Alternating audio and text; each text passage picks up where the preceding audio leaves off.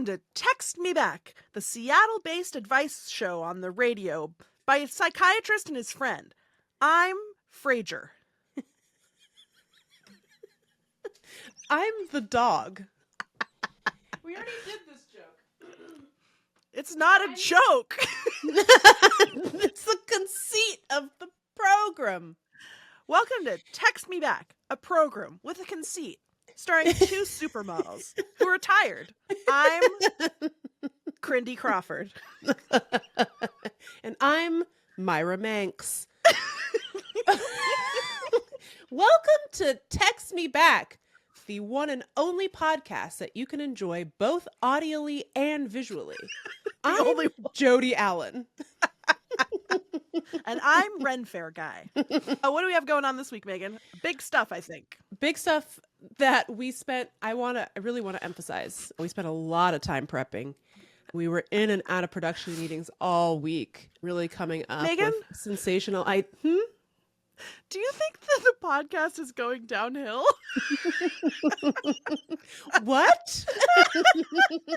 If you think the podcast is going downhill, send us an email. Give us a call. If you're a producer who's willing to work for photos of my dog Kevin. No, we don't do that. Look, We don't do that. Look, the show is good. The show's good. Good bones. Yeah. The issue, literally dozens of people are listening to it. the issue is democracy. Meagan is on the case working on democracy. I have to finish my book. As soon as democracy's fixed and my book is done, the production values will skyrocket. It's going to be at some of the highest levels you've ever seen. It's just so true. Okay. So that's what the BBWB, the Better Business Women Bureau, has been saying. that's what they said. They put us on probation, Yeah. but they said, keep at it and we won't expel you from the BBWB. Yep. So unfortunately, saying the letters WB has reminded me Dubba. of Michigan J Frog. Dubba WB. Now, why did that frog do that? Why he he was do that? the Ashton Kutcher of the 30s. Yes, the real punkster. Do you think this show is like the Michigan J Frog of podcasts, where like, Yeah, when you're looking at it, it's not that good, but when you think about it, wait. no. I think I think the podcast is like Michigan J Frog. In that it is a enduring national treasure. Right. That makes us all laugh. I think what it is that people who listen to it are like, it's so funny. And then their friends listen to it and say, that's a dead frog. That's what I was going for. Thank you for figuring out the metaphor. So welcome to Text Me Back. Well, okay. Just to spin that out one more level. This podcast is so funny, says friend 1. That's a dead frog, says friend 2. Yeah. Yes, that's what the podcast is about, says friend 1. That's what I've been trying to tell you. That's what makes it good. Friend What's 2 your question? Is like, why does the dead frog have a little top hat? Friend 1 doesn't know, but friend 1 loves it. Hello, my baby. Hello, my honey. Rest in power, Michigan J Frog. The only podcast that's kept in a cardboard box in the foundations of a water tower. What's that called? No. Vault? I feel like a Gilded Age skyscraper. Yes, you know, that's right. Okay. Anyway, big show, and which we're recording right now. We're we going to are? give you. Yeah. Oops. Oh no! I accidentally hit the broadcast button, and it's been going out over the airwaves. Did we ever tell? I don't think we were allowed to talk about that because we had to do more professional shows back then.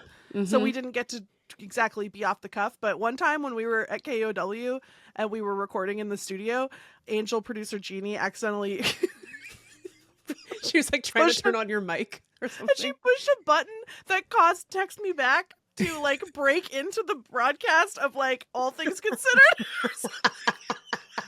The best part is that I think when that was happening, I was going, I could hear you, but you couldn't hear me. So I was just going, Lindy, can you hear me? And so, I don't know. I think that might have been broadcast into Seattle, Washington. So if you That's heard called that, guerrilla marketing. ever And heard of that? That's why we're so successful. That's called Michigan J frogging. All right, so first segment in this very important episode, we got some updates. Are you ready to update the people on the important news? Yeah, although I feel like I should have come here with some metrics. You know what I mean? But what does that mean? Well, like here's the update, and then I'll explain what I mean. Okay. Update number 1. What's up, husbands? What's really good? I see you. The husbands have been writing into the text me back, the best friend, excuse me. The husbands have been writing into the best friend party phone. They've been emailing deartextmeback@gmail.com. They've been subscribing to our YouTube channel. You want to know why? Husbands love this shit. Yeah. That's right. Husbands love dead frogs. And that's why they love this podcast. The husband hive has been rising up and making itself known and demanding justice, honestly, from having been erased by us. By the demographers. And we won't stand for it. And the husbands have been sending us good stuff. I want to reiterate that the snake jingle that we got was a husband composition. Yes. Although we did an extra crime called we don't know the husband's name, and we just said Caitlin's husband. I'm really sorry because then Caitlin emailed it to me. Yep. And I still don't remember. Do you want to take a second and go find it? What would the BBWB do? This is what I mean by metrics. I should have come into the segment being like, we heard from literally 56 husbands. That would have been so much work to go tally all of the husband emails. That's why I didn't do it. I thought about it. I thought about it yesterday. And then I was like, I don't want to do that.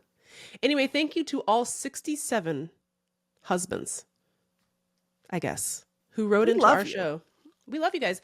And tell your husband friends to listen to our show. Yeah. When you're at the tailgate sucking down some brats at the beer hall with the keg and the pig skin, just drop it into conversation. Here, Megs and I will do like an improv to give you an idea of how you could do it. Yeah. So Megan, do you want to play the text me back a light husband, or do you want to play Jeff? I would like to play Tony, the suspicious friend of husband at the beer hall with the pigskin. Oh, go long. Hey, bud. Hey, man. What's up with how's the work down at the job site? Well, bro, I've been just hammering at the job site, constructing, and I've been scoring touchdowns. How's the wife? Sexy, but she hates me though. What? Classic marriage. The old ball and chain. Something actually has brought the spice back into our marriage. You guys are bumping butts in the night? Yeah. And let me tell you a little bit about what it is. When you're smoking cigars, do you ever think about, do you ever open up your cigar box and inside there's a snake? We've all been there. Bro, just yesterday, I was lobbing some balls with my son. Yeah. And I opened up my cooler to put a cold one in my koozie. Yep. There was a freaking snake in there. Yeah. If only there was a podcast that talked about like what a guy should do. Bro, if I can be vulnerable with you for a second, I don't always feel like I can share my snake stories with you. And I wish I had an outlet to share all the times I'm cracking open a cold one and a freaking snake bops by. Dude. Well, have I got the content for you? 2 women on a podcast got my wife hot and horny about my snake again. Oh, man. The one in my cooler Oh, up top. It's called Text Me Back, and you should give it a listen. It's for guys. It's for guys too. It's not just for girls. What about husbands? It's the most for husbands. In Oh, fact, wow. I heard that they want all women to stop listening. What? And it's going to be, and they're changing the name to the Man Cave. Whoa. And it's going to be be the BBWB told them to do? Yeah. Wait, how do you know about the BBWB? And scene. See, guys, it's that easy to get your fellow husbands into the show. So thank you to all 842 husbands who wrote into our show. If we get enough husbands, then we can take the podcast public on the stock exchange. That's where they let husbands do their business. Right? So that was really bad, but no, you it should was try it. Hilarious and very well planned. I think we can agree. Okay, that was the first order of business, to acknowledge the husbands. Hi, That was husbands. Our first update. We were wrong about husbands not liking us. Yeah. What's next? The next is that we were wrong about something else. We're regularly misunderestimating all of you. It's true. As a great man once said, we played a little game a couple episodes ago where we were like recording the outro to the show, the closeout, and we were like, nobody listens to this. And then we said, if you are listening to this, send us the code word to prove it. And we'll find out which hoes are loyal. The code word was Janine, aka RFK Jr.'s running mate / brainworm. And 80,000 of you sent it in. Yeah. So all of Upwards you are of- loyal. And upwards I'm so of sorry. 57,000 people. Unfortunately, you all lost to a young lady by the name of Anya, who lives in Pullman, who rocks. She beat you all by about 4 hours. I was just excited that never mind. Anya was like, No, she got was the on it. notification and was like, bing, She said she was doing some overnight traveling. I was like, well, lucky you, because now you get a poster. Have I sent it to her? No, yes. I haven't. Yes, I have. Yes, because By the time this airs, it'll be still in your no. hand. Probably, if you think about it. If you dream hard enough, it will be there. Yeah, a lot of people wrote in about Janine. It was very heartwarming because, and you know what I think? I think we were just projecting because I was like, I never watched to the end of anything. Why? There's no chance anyone's listening to this. And you all were, so thanks. I do tend toward the low self-esteem, and I assume that people don't like me and want me to go away. Yes. And they sat through 37 minutes of the podcast. That last 5, they're like, man, fuck this lady. well, sometimes the last turning this 5 on. of something is just like ads or like promo. Yeah. But here's the thing about us. We're bad at that stuff. So actually, what you're going to get in the last 5 minutes is just more of this. Just sort of like fire hose of fucking Well weird planned, trash. highly produced Yeah. I mean, really content. good stuff. So anyway, It's about good Janine. job, everyone, on the Janine front. Update number 3. Okay. We've gotten so many adorable emails, voicemails, messages, comments on the Patreon about our sort of baby toe that we dipped into the idea of at some point maybe playing Dungeons and Dragons. Many of you sent the cutest, funniest emails I've ever seen in my life. Truly. Asking if you could play Dungeons and Dragons with us or very generously be the DM or Dirty Mama for our Dungeons and Dragons game. So, not what that stands for. Anyways, are you sure you want to play Dungeons and Dragons with us, gang? Because it's a lot of that. You act like that's bad and that people don't like it, but people like it when I say stuff like Dirty Mama. Upwards of 128,000 people write in every day to say how much they love it. Yeah. Yeah. Somebody wrote us a cover letter and it was so cute. It was so funny. Should we read it? It was really funny. This email is so cute. It came from Mac. Subject line, D&D Adventure Companion Application Cover Letter. Dear TMB D&D Companion Hiring Managers Lindy and Meagan, I am writing today to express interest in the recently posted position of podcast D&D Adventure Companion. Well, to be honest, it wasn't so much that the position was posted as it was that I inferred that there might be a position available when I listened to one of your recent Text Me Back episodes, aired 7/25, listened 7/31.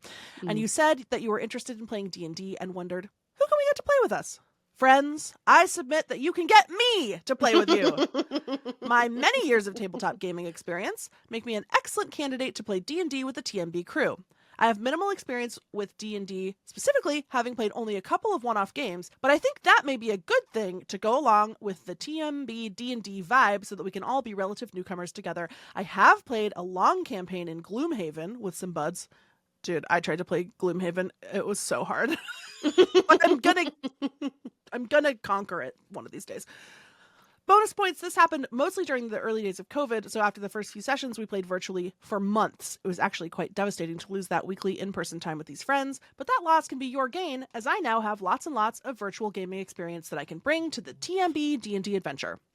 Leaning into my Gloomhaven characters was a learning curve, but I think I've grown enough in my role-playing skills that I will make a strong commitment to the character in my next effort. In fact, I have already begun mentally building my character. Get excited. I could go on about my other gaming experiences, but I think it's more important to let you know that I am also funny. Not so much in a prepare to be funny in advance way, it is true, but in a spontaneous relational way. That is to say, I'd fit in with the TMB vibe. Some, more than some, of your cultural references will sail right over my middle-aged millennial head. How old do you think we are? We're middle-aged millennials. Yeah. No, we're 32. But I can roll with that, and it will let you poke gentle fun at me. I like making people laugh, and I guarantee that I will make you and your audience laugh. Wow. A bold guarantee, but I believe it. I can even bring my own dog thoughts and tidings, although to be upfront with you, I am unlikely to contribute much to the snake of the week conversation. Although I did just see a snake on a hike the other day, well, then you've already done it. And then we saw its fully shed skin a few feet away, and that was cool. Jesus.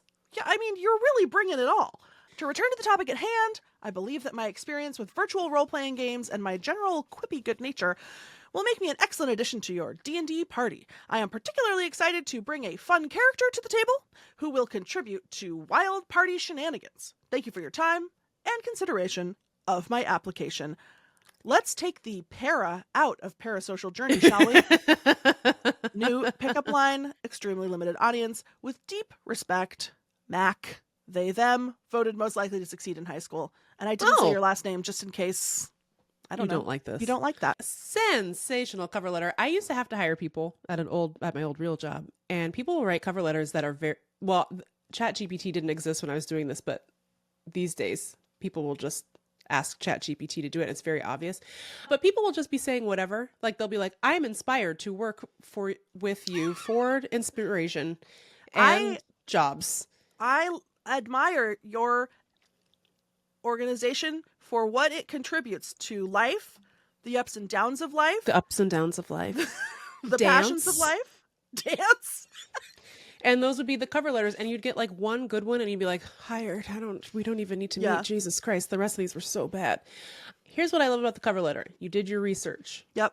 Love that. You're familiar with the lore. You're familiar with the references. You brought snake news to the cover letter. If you were applying to work for me, you would get an interview. However, we are not hiring at this time. Here's the I'm thing. very sorry. Okay, here's the thing. If I could figure out a way to scale this, I would absolutely do it. But we got so many messages asking to play D&D, which was not even actually something that we were even beginning to set up. Anticipate in the slightest that anyone would be interested in doing that. So that was very cute. Even though you've written the greatest cover letter of all time, if we were to open it up to you, we would have to open it up to everyone, I think, because I think that Dungeons and Dragons are for everyone. But here's what I'll say. I do want to incorporate D&D into this podcast at some point. Probably once we're done with a couple of other special projects that we're working on, such as Too Furious, Portland Drift, and another secret project that is taking that is a real, years. by the way. That is real. It's real. We've been teasing for about 6 months. But here's the problem. it's a D&D campaign, I believe, takes like many sessions, right? Like, Yes. this is a scheduling nightmare. Like we It's like a I don't even know how. logistical disaster. Yeah, like how we'd have to schedule. Say we played with like even just 4 people. Oh my god! I know. How It's would a we lot. schedule it? Yeah, so it's not really possible, but I think what we can do, what we can definitely do, is if you are a Patreon subscriber, we will create a Dungeons and Dragons channel in the Discord, which you can Yeah. join only for Patreon subscribers, and you can find like-minded Text Me Backlights to play with there.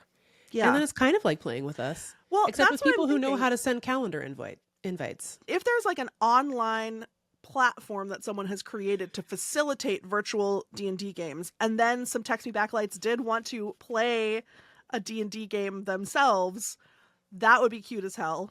Yes. And down the line at some point, if there is a way for like a one-off event, a one-night only gaming event that Meagan and I could participate in, I would. Or maybe, since I'm determined to learn how to be a DM, which stands for something I'm not allowed to say. You could say what it actually stands for. You're allowed to say that. I can't believe that you think Dungeon Master is... They're both gross, but one of them has a historical meaning. Okay. I don't know. Historical in the context of the game existing. Maybe someday, once I've mastered being the Dungeon Master, I'll create a Text Me Back lore-based D&D module. Don't say stuff on this podcast that you're just saying stuff. No, That's I never could do gonna it. happen. If I didn't have to finish my book, I'd do it right now. She's gonna do it. She's gonna create the game, and I'm gonna help as soon as she's done writing her book, and as soon as I'm done fixing democracy. It's true. Okay, Yeah. So anyway, it was just like really cute It was that everyone wanted to play D&D, and I feel like we'll figure something out. Like, and meanwhile, play amongst yourselves, please, and send us updates because I want to know about your adventures, and I want to know very much about your characters. Yeah, Okay. I don't even have a character. That's how bad of a job we're doing. Oh, setting up our D&D game. Well, when we finally get started on this, we'll do a whole episode on creating your character. Okay. So, Meagan, do you want to do our 4th piece of business, our 4th I do. update? This one's really important. And speaking of saving democracy, it's devastating for democracy. I think we can agree. Well, speaking of RFK Jr., the one true presidential candidate, it's looking like our man is dropping out of the race. And what? I couldn't be more devastated about it. I think that RFK Jr. has brought to this nation permission to dream again. You know what I mean? I'm obsessed with him. Yeah. There's nobody. This man is always in a capital S situation. Do you know what I mean? Like he's always. This man, RFK Jr. I will miss him. I mean, I know he's not going away, but like, can you imagine RFK? If they would just let RFK Jr. on the debate stage, I'd feel like that would cure my depression. Yeah. Do you know what I mean? How come Ross Perot got to do it? Yeah. Well, that's why it's so hard to allow a really? third-party candidate. Yeah, it's literally because of Ross Perot. Why? What happened? It was like the rules were more permissive back then, and he was able to debate, and he got his name on a bunch of ballots, and he pulled a bunch of votes away from George H.W. Bush, and he lost. Why is that bad? Bill, well, it's not bad, but you know. Yeah. I don't know. Jill Stein is still out there in the darkness, waiting to pounce. So anyway, they made it more difficult for third-party candidates to compete, which I guess is bad, but whatever. Anyways, and that's why we won't be able to see the foremost politician of our time debate the bigwigs on the debate stage, and he's dropping out. I'm really sad, although it looks like he was pulling more votes away from Trump than anything else, which is really funny. So he's like gonna endorse Trump. I love him. Just to go back to like him constantly being in a capital S situation. Nobody is out here doing it like RFK Jr. This man wakes up, pours himself a glass of orange juice, calls the paper of record and says, I have a brainworm. There's just nobody doing it like that. I mean, these are some of the greatest hits of his campaign. He had a brainworm, Janine. He was training the crows in his backyard to question mark? I don't know why he was doing that. His motivations remain a mystery. Do you know what I mean? Maybe they're yet to be seen. They're yet to be seen. I would say Chekhov's crow. Exactly. If you're staffing the debate between Harris and Trump, just keep an eye out. You better put up some crow nets. Put up some crow nets for sure, because I just don't feel good about it. He also planned like a cruise, like I guess a fundraising cruise with Cheryl Hines, his wife. Which Cheryl, you good, Cheryl? Mm-mm. If you're Cheryl so. Hines, you give me a call, 703-829-0003. Best friend party phone. Let us know what all is going on there. And the flyer for it is so funny because I guess there are no photos of Cheryl Hines and RFK Jr. together. So they had to like Canva the two of them onto the flyer. It was Meagan doing the thumbnail for the Text Me Back YouTube. Yes, it was Meagan doing the thumbnail. It was giving Meagan doing the thumbnail for the Text Me Back YouTube episode. It's so funny. And then the coup de grace of the sensational campaign. Please, Lindy, tell the people. We have not talked about this on the show. It happened a while ago now, but God, it's so good. And so many of you emailed us this. Yeah. And it fell in just the wrong time in the news cycle to make it on to Text Me Back. But I want you to tell it, but I do want to say that not my favorite part, but a part that I feel like has gone largely unremarked upon is that this man invited Roseanne over to his house. Yes. And then never mentioned it. Just filmed himself telling Roseanne the most sensational story ever told. The great American novel, really. So enter. We open on RFK Jr.'s Nancy Myers-esque kitchen. To his right, comedian Roseanne, which 50% of us on this show have beefed with on Twitter in the past. I had to block her. I had to block Roseanne because she wouldn't leave me alone. It's been a while since I've watched this video, but my recollection is Cheryl Hines, nowhere to be seen. No. So Cheryl, best friend party phone number, 703-829-0003. And they're like having mimosas. Roseanne's standing at the island drinking a cup of coffee. And it's just like, it was Tuesday, Roseanne came over, and RFK had something he needed to say. And it was that he... This first part I don't believe. He says he was following somebody else, and somebody else ran over and killed a bear cub. And he was like, oh ho ho. Luck has shined her light upon me. Free bear cub? Free dead bear cub? Don't mind if I do, bro. And then he pulled over, put the dead bear cub in his trunk, I guess. Yeah. And he's like, because you can do it. You can have the bear meat. New York lets you have bear meat. Yeah. And Roseanne, of course, very pensively is like, yes, of course. Bear meat. This woman has no jokes, I think, for this whole video. She's just like, this is fascinating. No, as a matter of fact, it's the most relatable Roseanne has been in years, because you do actually, you feel a little bit of Roseanne. Roseanne's the everyman in this story. Yeah. Roseanne is like the voice of reason. Like every once in a while she'll be like, what? You did what? You did. What? And then he's like, well, so we were gonna, of course, I have 8,000 freezers in my house, so it's not a problem for me. I can take this dead bear cub and its meat and put it in my freezer, and then I can have the bear meat. As if that's, anybody watching this would be like, oh yeah, no, for sure. You want to have the bear meat. Like worms love bear meat. I mean humans love to eat bear meat. RFK Jr. loves bear meat. Anyway, so then he's like, but then we had a whole day of falconing and I forgot about the bear.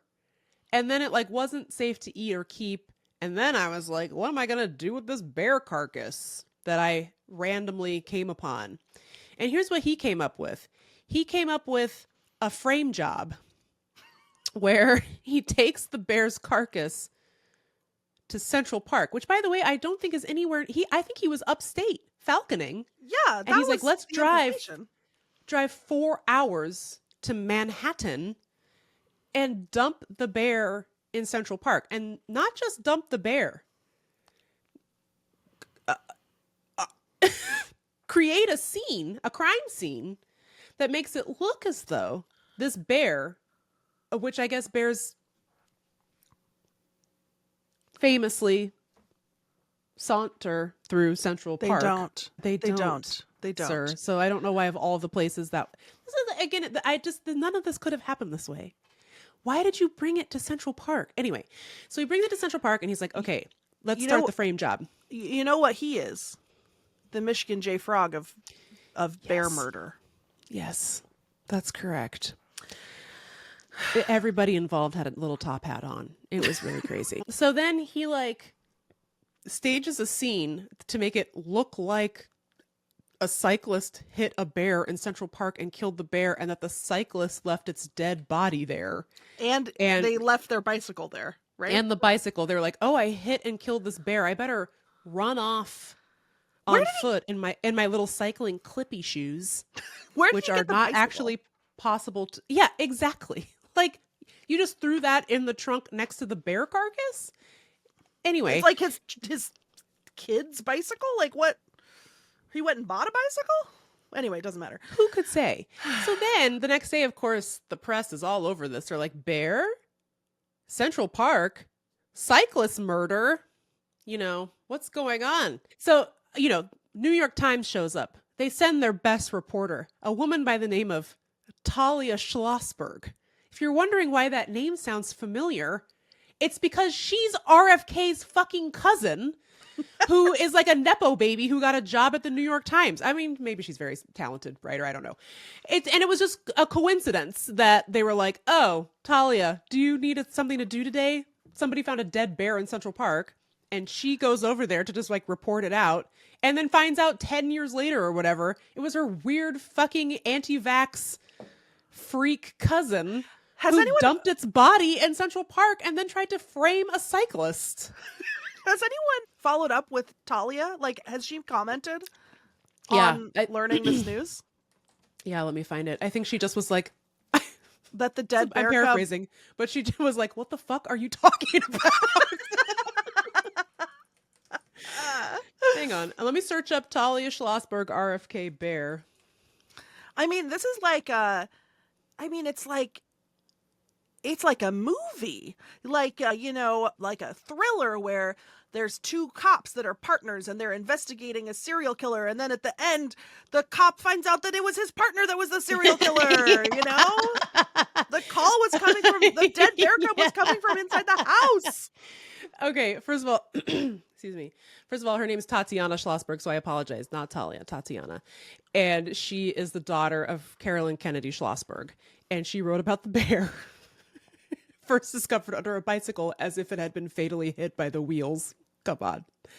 And she said she just learned that weekend that the story dropped that it was her cousin, RFK Jr., presidential candidate, who was the culprit. And she had no idea. She said, like law enforcement, I had no idea who was responsible for this when I wrote the story. She was an intern at the time. Aww. So it wasn't like maybe it was a cover up. I don't know. But she says she didn't know. She found out with the rest of us I'm sure she already knew I was going to say, she found out with the rest of us that her cousin is a psychopath, but I'm sure she already knew that. I wish she didn't have so much, like, I'm sure everyone in that family gets media training from birth, because I would love to hear, I mean, except for RFK Jr. apparently. Except for RFK Jr. is like, he rejected it. He's like, no. He was like, yeah, it's just another vaccine that you refuse to take. You won't silence me, big pharma. And he's like, that's your grandpa. What are you talking about? But I would love to have heard a more candid response from Tatiana. If Tatiana, if you're you're listening, I can guarantee anonymity, although it will be difficult since here's I think a everyone woman. will figure it out. Here's a woman talking about something. We can't use her name, but she says her cousin is a psychopath.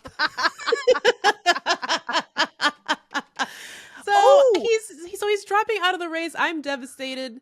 I'm really sad for her. I, by the way, finally got around to looking up his running mate's name, which I have now since forgotten. But man, this lady's Wikipedia is a ride. Shanahan? Something Shanahan. I was looking through it and I was reading it and I said out loud, girl, fucking relax. Fucking chill out. Well, first of all, she went to the University of Puget Sound. So if anybody knows this lady, yes, for undergrad. And then she went somewhere in California for law school. That's right. Anybody can be a lawyer. And then she had a series of dalliances with like tech bros in Silicon Valley. And like she had a first marriage that ended very quickly because the husband found out she was having an affair with Sergey Brin of Google. And he was like, I'd like to break up. And she's like, what? And then she married Sergey Brin, had another affair with Elon Musk, got pregnant with Sergey Brin's baby, and then they got a divorce. And then she got $1 billion for divorcing this man. So now this lady's a billionaire. She's 39 or something. And she's a proper freak. She is crazy. She's an anti-vaxxer. She's a lot. She's got nothing on Janine, though. God bless her. Yeah. Do you think that RFK had Roseanne at his house because he was vetting her to be VP? Because, she has a little experience running for prez. Yeah, she does. Herself. I think he was vetting her for Secretary of Interior. That's why he was telling her about the bear. Oh, so true. And Roseanne was like, oh, you know what I would have done in that situation? Also dumped it in Central Park and framed a cyclist. It's the only logical conclusion. Good move, sir. So that's our update on RFK's humiliation kink. He will be missed. But there wasn't a new thing that he said that was humiliating? Oh, yeah, there was. Oh, okay. Sorry. I thought that was the whole reason why we were doing this. No, yeah, sorry. okay. You're right. But then this other thing. Originally, we were going to talk about this because he did something humiliating. And then a new humiliating thing happened. And then I forgot about the previous thing. The reason we were going to talk about this is because he, again, unforced, called up like the Washington Post and he was like, hey guys, it's me, RFK Jr. Yeah, this is on the record. I just wanted to let you know that I called Kamala Harris's campaign and said I'd be willing to drop out if you give me a job and she won't return my calls. Just wanted to let you know. Bye. Like, what? Robert, stop telling people stuff. That's so embarrassing. You don't have to tell people stuff. I wish I could have been in that room when Kamala got that voicemail. I bet she laughed so loud. I bet she giggled to her heart's content. I wish I had heard that. I wish she was beautiful. Like, new voicemail. Boop. Here's why I shouldn't be a political strategist. Yes. I'm like, why squander that tiny little margin of votes? Why not say, sure, Rob, you can be secretary in charge of Tootsie Rolls or something. Your office is in the basement. And what we need you to do is count all the Tootsie Rolls. In the whole country. So there's a lot of travel involved. You can get your crow friends to help. Mm-hmm. Anything you want. And if you do a really good job and you count the right number, you'll get a free dead bear carcass. Baby bear carcass. And you can take it on a cruise. Yes. With Cheryl. Those are our updates. Thanks for sticking with us for all of our really important business updates. It was important. We had to check off some of those things because we'd really been delinquent. Yeah. Let's take a break and be right back. And then we're going to talk about other stuff. Yeah, dog.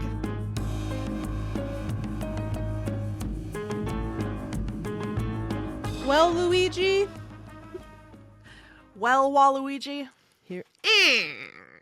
Waluigi number 1. Here we are in the closeout, the most important part of the show. Are you excited? Yeah, I am actually. Yeah. I freaking love doing the closeout. I honestly do. Here's what I like about the closeout. We're free. We're free. We're and we free associate. You know what? You know what? You know why we call it the closeout? Because we throw all our clothes out the window and we just like freaking run naked through our minds. Except for our jaunty top hats. We keep those. Correct. We keep those. Just in case we are found. Okay, so what's going on? What do we need to tell the people about? We have some items. We have some agenda items we need to discuss. Yep. Well, first of all, if you haven't got your tickets yet for Text Me Back Live at the Research Center in Beaverton, Oregon, November 7th at nighttime. And we're going to be discussing the election, which will have just happened. And we will either be very sad and scared or happy Yeah. and still scared, And but for still different scared reasons. and hopeful for listening to happen. Yes, it's November 7th at the Research Center. Get your tickets, thereser.org, R-E-S-E-R. And please come see us, because if it does well, we get to do more, and we like to talk to you in person. Okay? Yeah. We desperately want to tour the entire nation. Yes. So if you're a husband who owns a venue, Yeah. let us know. Only husbands. Only Only husbands. husbands They own venues. don't let women Nope. own businesses. Only husbands can make music. we've Correct. learned. I mean, So come Truly. see us. Come see us in beautiful Beaverton, Oregon, where my aunt used to live. And I spent weirdly a lot of my childhood in Beaverton. So I didn't know that. yeah, I don't know. Something to think about. It'll be fun. I don't remember anything about it. Can't wait. We're going to be talking about lots of stuff. So that's November 7th, the Reeser. What else should we talk about speaking of the election? We have a new exciting thing that we want to announce. Yes. And I need you to explain it because I don't totally understand how it works. Yes, I will explain it because we got the request and I said, Lindy, you switch your mind back into sleep mode. I got this. My friends from Indivisible, where I used to work, are doing a ton of work this election season to help elect Kamala Harris and Coach Tim Walz, our two beautiful friends. And they invited us to help them out with a virtual phone bank. It's called Podcasters Elect Harris. Hello, we're podcasters in this scenario. So just so you know. My name's Podcaster. Did somebody say podcasters? That's us twos. And we were super excited to say yes. So basically what this event is going to be, it's going to be on October 7th from about 6 to 9 p.m. Eastern. That is a Monday. So if you're on the West Coast, we hope you can take some time out of your day to join us for this. We're going to be doing a little funny rah-rah for everybody who comes on to the call to make some phone calls into battleground states to help elect Kamala Harris and Tim Walz, because it's scary out there, bro. And I want my rights back, and I want to keep the ones that I've got. I would like to eliminate as many battlefields for my rights as possible. So I'm pretty excited about the Harris Walz ticket.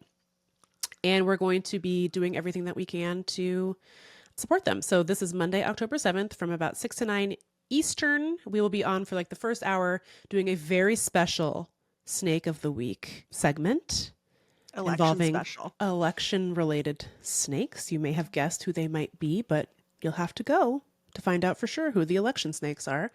And we're going to be making some calls. So you can call in. If you've never done it, I know it seems a little bit intimidating if you've never done this before, but I really, really encourage you to, if you don't come to this virtual phone bank, you should do one just to get a sense of like what people are thinking and talking about out in the country. It's really helpful. And nothing bad will happen to you. It's really fun to talk to voters, actually. And it's really nice to hear from people who are like making their decisions. And some people you talk to will already have decided who they want to vote for, and they'll be really happy to hear from you. That happened when I was phone banking in 2016. No, when I was phone banking in 2020, and we'd be like, are you going to vote for Warnock? And people would be like, yes. And we would have like these really nice little texts back and forth about how excited they were to vote. It will make you feel good, I promise. So don't be scared. So come to this. The registration link will be in the show notes. We'll share it on Instagram. Podcasters Elect Harris with Text Me Back, October 7th, 6 to 9. I'm excited. Eastern. You know, the first time I ever phone banked, it was for John Kerry. Ooh.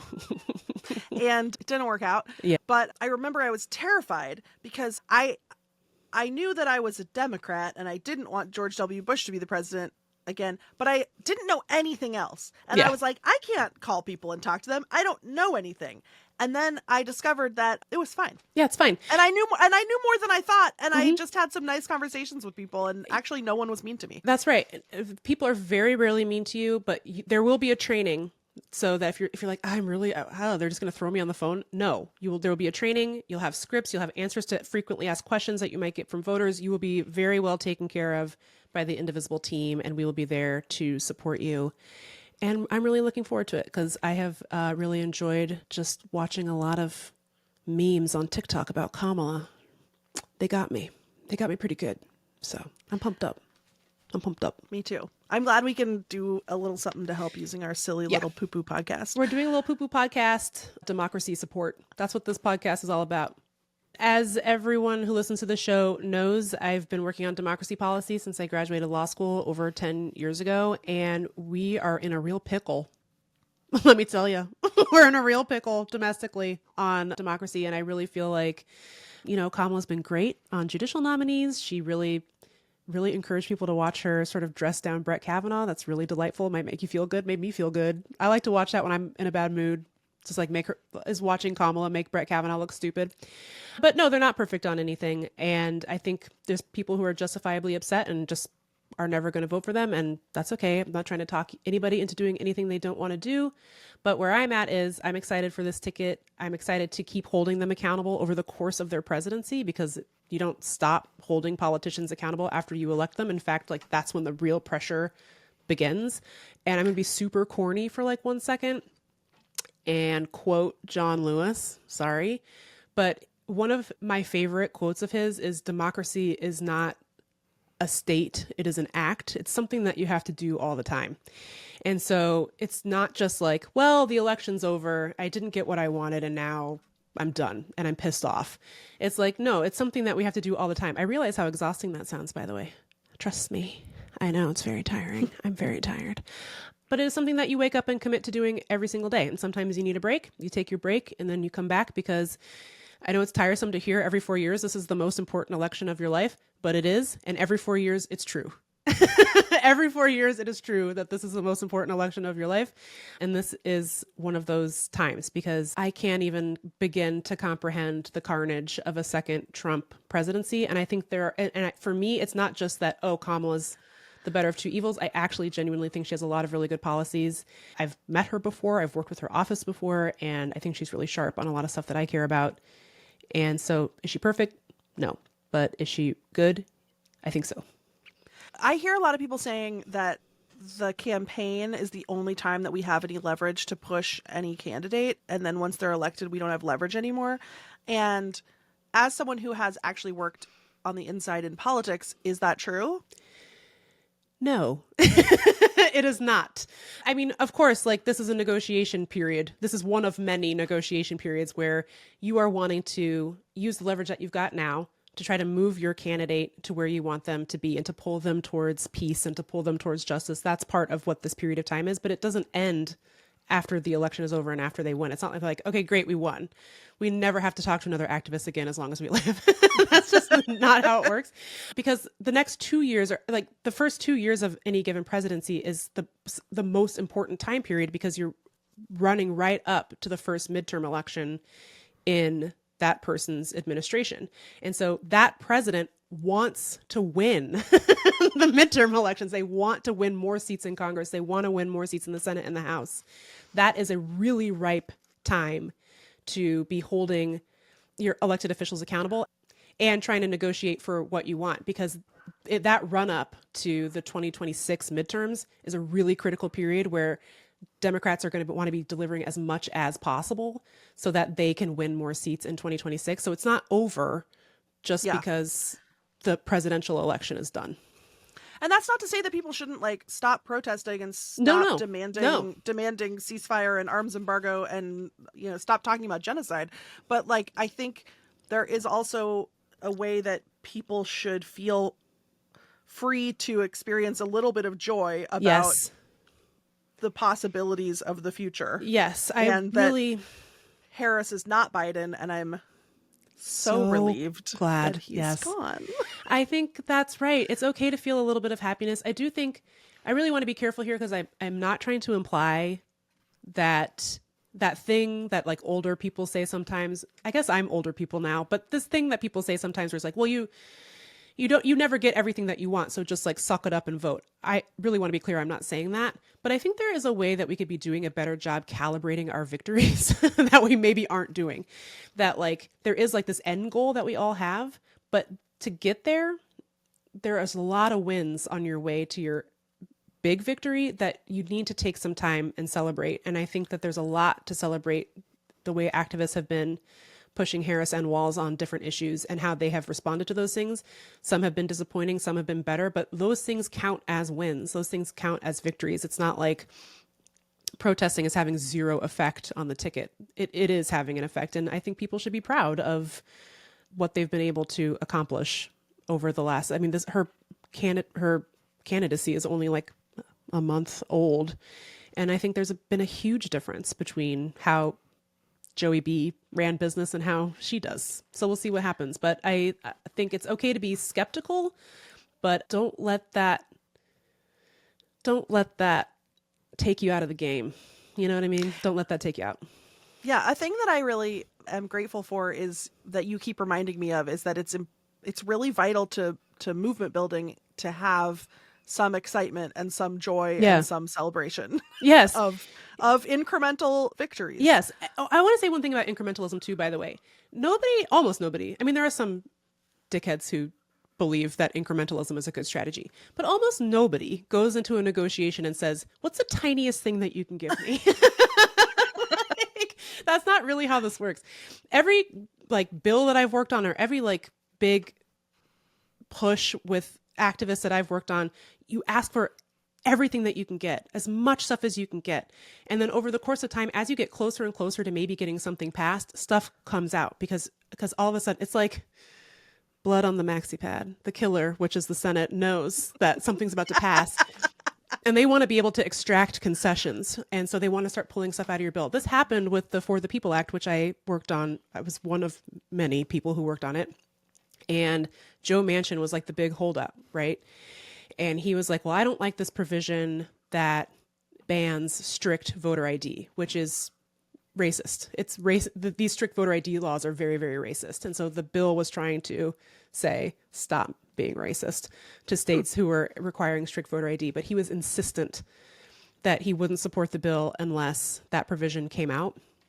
It was one of the worst days of my professional life. I had to make a recommendation. Like, should we support this bill if that comes out? And it's like, yeah, it keeps me up at night. But yeah, there was universal vote by mail in that thing. There was millions of dollars for election administration in that bill. It restored the Voting Rights Act. You know what I mean? And so that's how the incrementalism happens. But it's not like we lost. We won. Right. I mean, the bill didn't pass. So in that sense, we lost. But what we won was that we got 49 Democrats to say they would get rid of the filibuster to pass a voting rights bill. That's one of the biggest victories I have ever experienced as an advocate. And I have got to dine on that for a while. Otherwise, I would be literally depressed. I wouldn't be able to do this work if I didn't take a moment to be like, if we just get 2 more senators, we could do this for real. We could do it for real.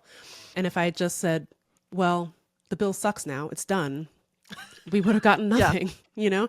Right. So I know how unsatisfying that sounds, but you do need to take those moments to be like, I did get that. And that's not nothing, you know, that it's essential to healthy movements that you take those moments to celebrate what you were able to accomplish. And it's kind of like, that's how the game is played. That's kind of just what it is. I realize that might be an indictment of the whole system. Sure. But it's like, but also it's like part of the reason that you sometimes have to take your lumps is because you're working towards this reality where you won't have to do that anymore because we've, you know, addressed some of the biggest issues facing the country. Then you're eliminating your battlefields. Basically, you can focus on the other stuff. Then that's what it's really all about, you know? Well, I'm proud of you. Stop. Thanks for talking about that. I know a lot of people are stressed and scared and conflicted and like, that's, you know, that's right. That's right. I mean, Yeah. I just feel like I'm just speaking for myself now. I feel like supporting this campaign for me is a part of pushing them in the direction that I want them to go. And that's why I'm excited to be a part of this event, calling voters in states that like we really need to turn out. And not just for Harrison Walls, but there's a very good chance that we could lose the Senate this year. And so there's a lot of really dicey Senate races across the country. It'll be really critical to turn people out in battleground states, not just for Harrison Walls, but for the Senate races too. So hope to see you there. Let's do it. Register. Link is in the show notes. Okay. And we'll see you next week when we're going to be doing something polished, high production values, really smart, really fun, and really sophisticated. You will be like, did I just find a singing frog in a box? That's what you're going to say. I'm the box. I'm the dead frog.